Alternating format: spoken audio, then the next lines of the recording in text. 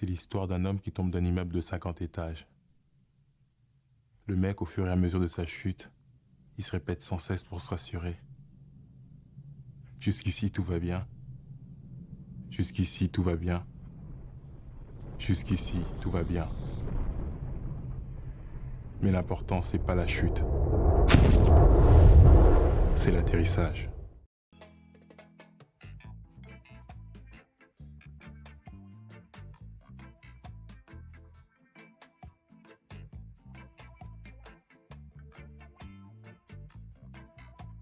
A slice of life in an impoverished French suburb, plagued by police brutality, La Haine is a depiction of a man's last day on Earth.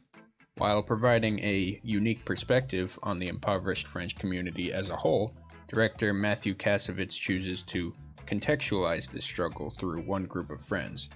Vince, Saïd, and Hubert each live in this poor community, and despite their disagreements, always maintain their camaraderie. Kassovitz states the central idea that guided the film's narrative, specifically mentioning his focus on the moments in Vince's life just before his tragic ending. What happened to this kid and what happened to this cop from the morning when they got up to finish like this at the end of the day? Because they don't know each other, or maybe they met each other a couple of times, but they are not enemies. And you know, the cop is not a killer, and that kid is not a killer either. So how did it get to that level of hate where at the end accident happens?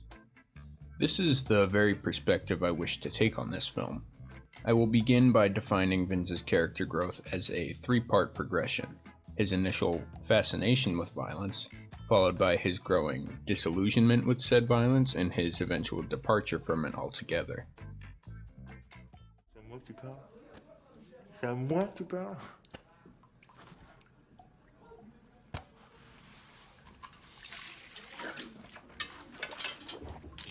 C'est à moi que tu parles, enculé, c'est à moi que tu parles. Hein? Ça, c'est à moi que tu parles, là? Oh, c'est à moi que tu parles. Mec, c'est à moi qui parle, son cul. C'est à moi qui parle, putain. C'est à moi que tu parles comme ça, mec.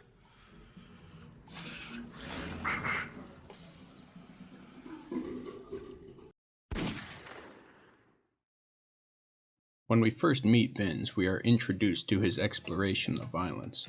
He finds himself in the company of a police officer's handgun, and vows to use it to kill a cop if his friend, Abdel, would die from wounds inflicted when in custody. In the scene where Vince first reveals to his friends that he has the gun, his perspective on what he should do with it is intentionally inconsistent. He wields it confidently, insinuating a certain pride in his newfound power, once claiming that it'll earn him respect, while also maintaining the idea that the gun found him, and that he's on a mission. Vince feels as though his discovery of the gun is both empowering and profound. He swears the gun is purely for their benefit, while also believing that it can deliver a more profound form of revenge by killing a cop with his own gun. And when he pulls his gun on a cop for the first time, we see through both his facial expressions as well as the following interaction with Saïd and Hubert that he is becoming engulfed in this enthusiasm that he feels for violence and power. However, as the film continues, we become decreasingly certain that Vince truly wants to kill.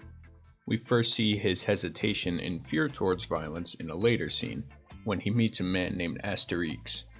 I like to think of Asterix as a reflection of who Vince could become. He has clearly been affiliated with street hardships for a considerable amount of time, offering cocaine to his guests as though it were tea and playing with guns as though death were a game to be played. Should Vince continue to follow his path of revenge, it seems likely that he could become a man similar to Asterix.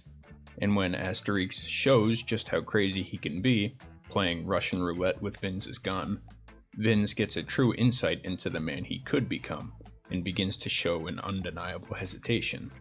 This hesitation is enhanced towards the end of the film, when Vince witnesses firsthand the brutality he wishes to inflict on others. This deep focus shot shows both violence and Vince's reaction to said violence in the same frame. He listens as members of his crew shoot a bouncer for not letting them into a club. We can truly see the moment where he begins to acknowledge his fear regarding the mission he has taken.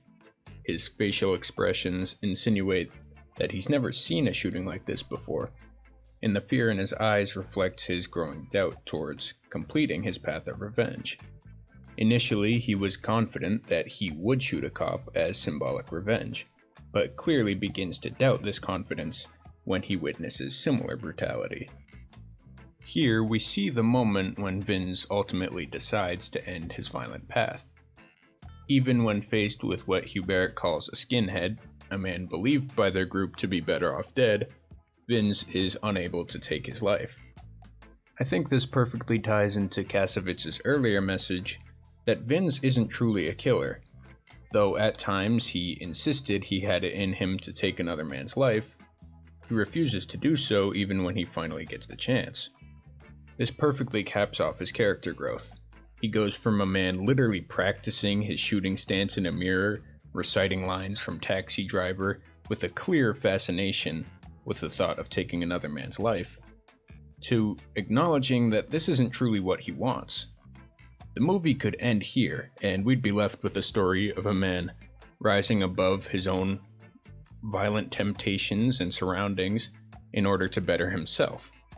However, Matthew includes one final, haunting, and realistic scene that serves to intentionally uproot Vince's betterment and defines this film as a tragedy.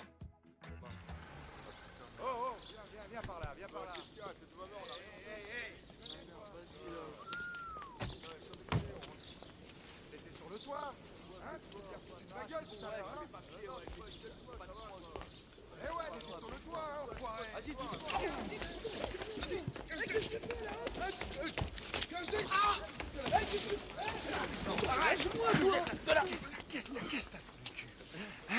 Sans tes copains, tu flippes ta mère. Hein? Qu'est-ce que tu fais là? Tu flanques moi, hein? Qu'est-ce que tu fais là? Regardez là. Regarde.